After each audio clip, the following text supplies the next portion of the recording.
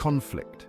It's something we all experience at some point in our lives, whether it's with a loved one, a colleague, or even a stranger.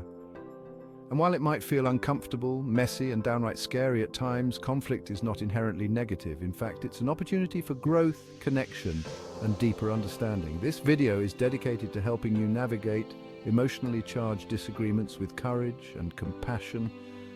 We'll explore practical strategies that empower you to show up authentically in the midst of conflict, honor your own experiences and emotions, and build stronger, more resilient relationships.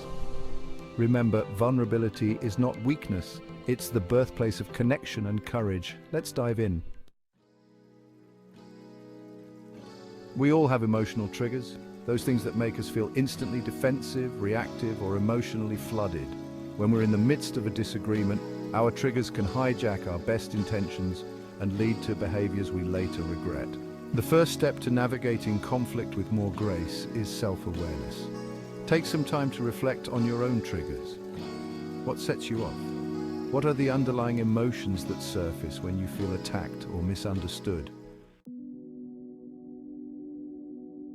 Empathy is the ability to understand and share the feelings of another person. It's about putting yourself in their shoes, even if you don't agree with their perspective.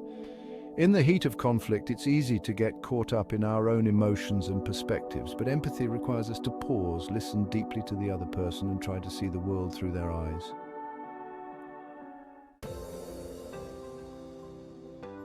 Even in the midst of heated disagreements, there's almost always some common ground to be found. It might be a shared value, a common goal, or simply a mutual desire to find a resolution. Instead of focusing on the differences that divide you, try to identify areas of agreement. Ask questions, listen actively, and look for points of connection. The stories we tell ourselves about conflict can either escalate or de-escalate the situation. If we view conflict as a battle to be won or lost, we're more likely to approach it with defensiveness and aggression. However, if we can reframe conflict as an opportunity for growth, understanding, and deeper connection, we're more likely to approach it with curiosity and compassion. Setting boundaries is a crucial act of self-care, especially during conflict. Boundaries are not about shutting people out, they're about protecting our own well-being and creating healthy, respectful relationships. When setting boundaries, be clear, direct, and compassionate. Let the other person know what you're willing and not willing to tolerate, and be prepared to enforce those boundaries with love and respect. There's no shame in seeking professional help when conflicts become too overwhelming or complex to navigate on our own.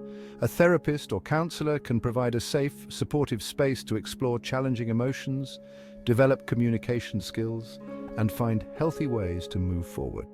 If you're feeling stuck, unheard, or emotionally drained, reach out to a mental health professional.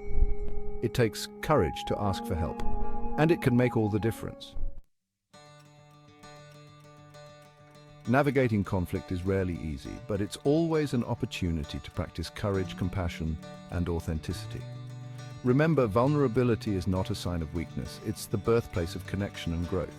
If you found this video helpful, please give it a thumbs up and share it with your friends, and don't forget to subscribe to my channel for more videos on vulnerability, courage, and wholehearted living.